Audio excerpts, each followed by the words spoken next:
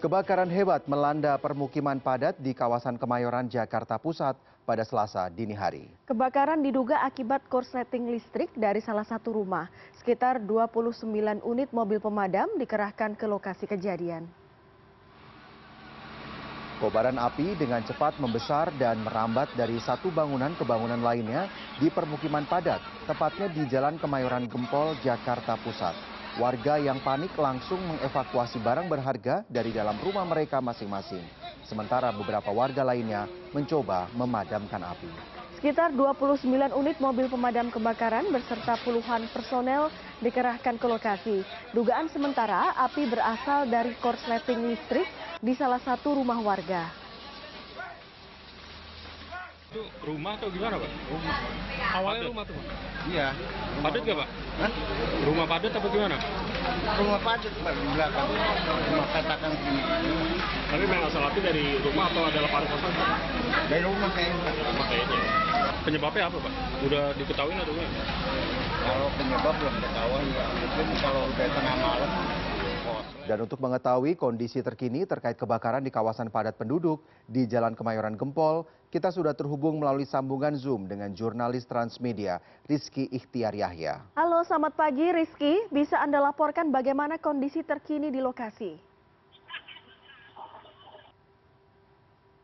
Ya, selamat pagi Alfian dan juga Dea. Memang saat ini saya berada di kawasan hunian padat penduduk di kawasan Kemayoran Gempol, Kelurahan Kebun Kosong, Jakarta Pusat, di mana pada sekitar pukul 1 dini hari tadi kebakaran hebat melanda pemukiman ini dan menghanguskan diperkirakan mencapai puluhan rumah.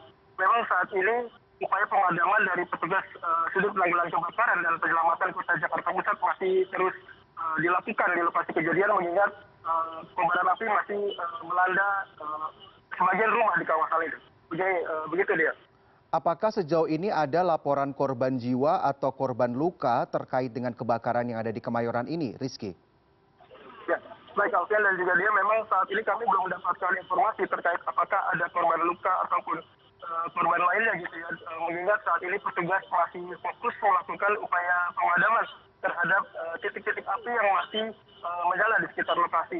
Saat ini juga petugas dengan menerjunkan sebanyak 29 unit mobil pemadam kebakaran terus berupaya hingga pagi ini dari pukul 1 dini hari hingga pukul setengah 6 pagi ini terus berupaya melakukan proses pemadaman gitu Alfian. Dan terlihat di belakang saya juga upaya pemadaman terus dilakukan dan meski sempat sulit dipadamkan, namun saat ini proses pemadaman terlihat sudah mulai memasuki masa tahap pendinginan gitu Alfian.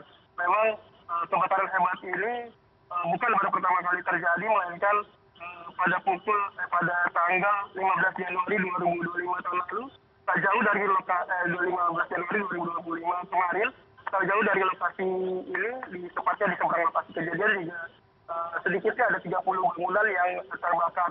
Dan juga pada sekitar tanggal 10 Desember 2024 kemarin juga ada sekitar 600 bangunan yang terdampak dari kebakaran hebat itu. Ya, Rizky, kalau api sedang dipadamkan dan sepertinya api berkobar dengan cukup kuat, bagaimana dengan kondisi korban yang permukimannya ini terkena kebakaran? Baik, dia memang saat ini para warga korban terdampak kebakaran masih berupaya menunggu di sekitar lokasi kebakaran.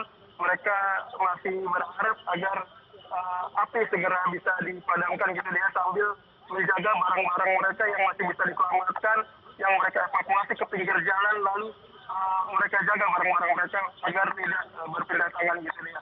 Memang untuk upaya pengungsian sendiri, posko pengungsian masih belum terlihat di sekitar lokasi, lantaran memang fokus petugas saat ini masih terus melakukan upaya pemadaman begitu dia. Untuk nanti ketika api mulai dinyatakan padam, mungkin pemerintah kota setempat, yakni pemerintah Kota Jakarta Pusat, dalam hal ini Kecamatan Kemayoran, akan berupaya melakukan pembangunan posko terhadap warga terdampak korban kebakaran ini. Baik, terima kasih Rizky Ikhtiar Yahya melaporkan langsung dari Kemayoran, Jakarta Pusat. Terima kasih dan selamat bertugas kembali.